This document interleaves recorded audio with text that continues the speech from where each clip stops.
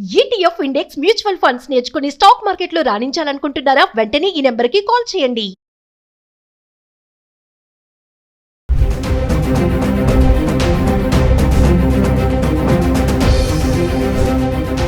నమస్తే, welcome back to Suman TV. Present మనతో పాటు ఉన్నారు అనలిస్ట్ మందడి కృష్ణారెడ్డి గారు. నమస్తే సార్. నమస్తే అమ్మా. సార్, బంగారం ధరలు మళ్ళీ దీని పతనం మొదలైందని అనుకోవాలంటారా? అంటే డిసెంబర్ చివరికల్లా యథావిధిగా 1,00,000కు వచ్చేస్తుంది బంగారం. ఎందుకంటే రోజు రోజు చూస్తున్నాము క్రమంగా తగ్గుతుంది.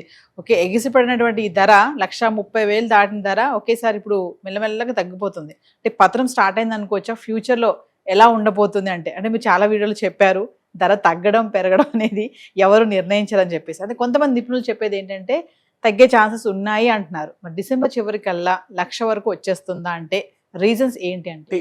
ఈనాడు ఉన్న పరిస్థితులను బట్టి తగ్గడానికి అవకాశాలు పుష్కలంగా కనబడుతున్నాయి. కానీ ఈనాడు ఉన్న పరిస్థితి రేపు ఉంటుందని కానీ, రేపున్న పరిస్థితి నెక్స్ట్ డే ఉంటుందని కానీ చెప్పలేము మనం. ఒక్క రోజు 24 అవర్స్ నుంచి ఒక 1 వీక్ లోపల పరిస్థితులన్నీ తారుమారు కావచ్చు, చెప్పలేము మనం.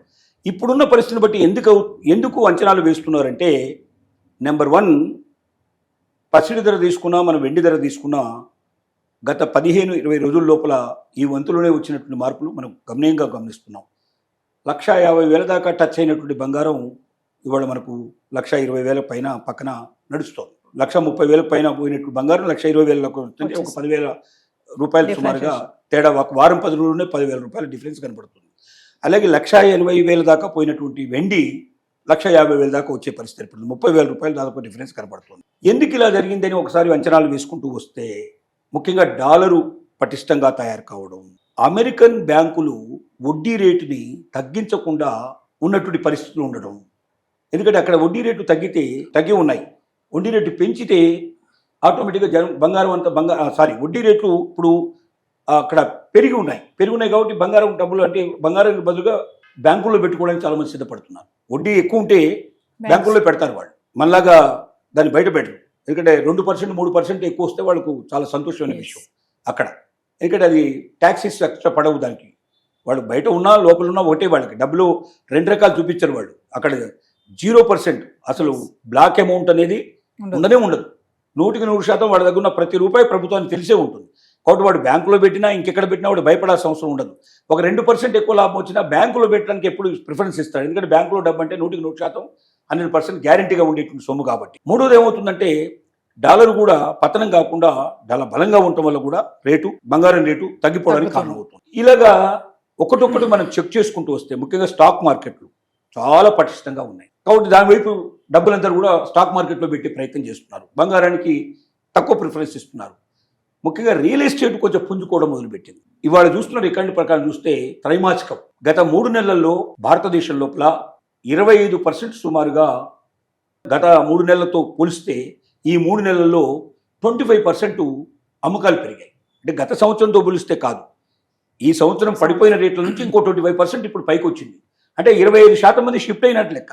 అంటే బంగారం కొనే వాళ్ళలోంచి 25% మనకు రియల్ ఎస్టేట్లో పెట్టుబడి పెట్టడానికి ముందుకెళ్తున్నారు. ఇలా ఒక్కొక్క రంగానికి కొంతమంది విడిపోవడం వల్ల బంగారం మీద పెట్టే పెట్టుబడులు తగ్గిపోవడం కారణమై, ఇందువల్ల బంగారం మీద తక్కువ ఎప్పుడైతే పెట్టుబడులు పెడుతున్నారో అప్పుడు కొనేవాళ్ళు తగ్గడం వల్ల, డిమాండ్ లేకపోవడం వల్ల సప్లై కూడా ఆటోమేటిక్గా వచ్చినప్పటికీ దాన్ని కొనేవాళ్ళు చాలా తక్కువైపోతున్నారు, రేటు పడిపోతున్నాయి. ఇది ఇప్పుడు ఉన్న పరిస్థితి. ఈ పరిస్థితిని బట్టి అంచనా వేస్తే డిసెంబర్ నాటికి 1,00,000 రూపాయల లోపలికి చేరినా లేదా 1,00,000 రూపాయల వరకు చేరినా ఆశ్చర్యపడాల్సిన అవసరం లేదు అని నిపుణుల యొక్క అభిప్రాయం. అలాగే వెండి రేటు కూడా డ్రాస్టికల్గా అదే రేషియో లోపల తగ్గేటట్టు పాసిబిలిటీస్ కనబడుతున్నాయి.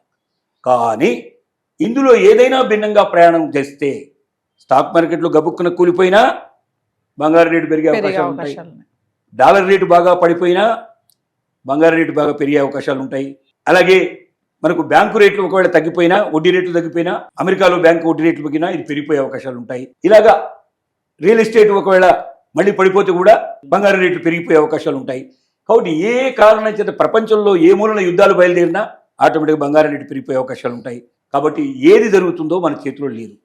ఈ రోజు ఉన్న రేటు ప్రకారంగా, ఈ రోజు ఉన్న పరిస్థితుల ప్రకారంగా అంచనాలు వేసి నిపుణులు చెప్తున్న మాట ఏమిటంటే, డిసెంబర్ చివరి నాటికి ఖచ్చితంగా ఇది 1,00,000 రూపాయలకు దిగువగా లేదా 1,00,000 రూపాయలు దరిదాపుగా వచ్చే అవకాశాలు కనబడుతున్నాయి. రేటు పడిపోవచ్చు అని చెప్తున్నారు. కాబట్టి కొనేవాళ్ళు మాత్రం జాగ్రత్తగా ఉండాల్సిన అవసరం ఉంది. వెంటనే పర్చేజ్ చేయకుండా కొంచెం వేచి చూసే ధోరణి లోపల ఇప్పుడు తగ్గితే 1000-2000 తగ్గుతుంది, పెరిగితే ఒక 500-700 తేడా వస్తుంది. కాన్స్టెంట్గా ఉంటుందా, ఒక 10-15 రోజుల పాటు ఇదే రకంగా పెరుగుతుందా, 10-15 రోజుల పాటు ఇలాగే తగ్గుతుందా వెయిట్ చేసి. అలా కాకుండా ఒక రోజు 2 రోజుల లోపల డెసిషన్ ఎప్పుడు తీసుకోకూడదు. 10 to 15 days 1 month మొత్తం పరీక్ష చేయండి. 1 month లోపల పెరిగేదాన్ని బట్టి తగ్గేదాన్ని బట్టి 1 monthలో 5000 తేడా వస్తుంది కదా సార్ అంటే 5000లో కొంపలు మునిగేది ఏమీ లేదు అక్కడ. 5 into 10 తులాలు మనం పర్చేజ్ చేస్తే 5-10లో 50,000 డిఫరెన్స్ వస్తుంది. కానీ ఢామన పడిపోతే మనకు నష్టం కూడా చాలా ఎక్కువ వచ్చే అవకాశం ఉంది కదా.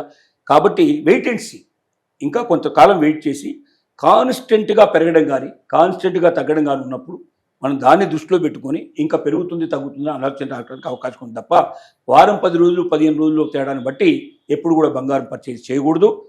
మళ్ళీ మనం చెప్పే మాట ఒకటే, అప్పులు చేసి బంగారం కొనకండి, అప్పు చేసి పప్పు కూడా తినకండి.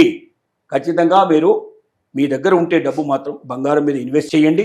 ఆ చేస్తే దాన్ని మీకు ఎప్పటికైనా మీకు ఎసెట్గా ఉంటుంది. అతి క్విక్గా అతి వేగంగా డబ్బు రూపంలోకి మార్చుకోగలిగే ప్రపంచంలో ఒకే ఒక పదార్థం బంగారం. మన అవసరాలు, ప్రాణం మీదకి వచ్చిన అవసరాలు, మనం బతికించగలిగే అవకాశాలు, మన జీవితాన్ని కోరుకుంటట్టు చేసే అవకాశాలు ఎప్పుడైనా వస్తే, పరిస్థితులు ఏర్పడితే బంగారం మనల్ని పూర్తిగా ఆదుకుంటుంది. కాబట్టి మన దగ్గర డబ్బు ఉన్నప్పుడు మాత్రం బంగారం కొనండి, అప్పు చేసి మాత్రం కొనకండి. ఈ పరిస్థితుల్లో అసలు కొనకండి అని మనం అడ్వైజ్ చేస్తున్నాం. Thank you.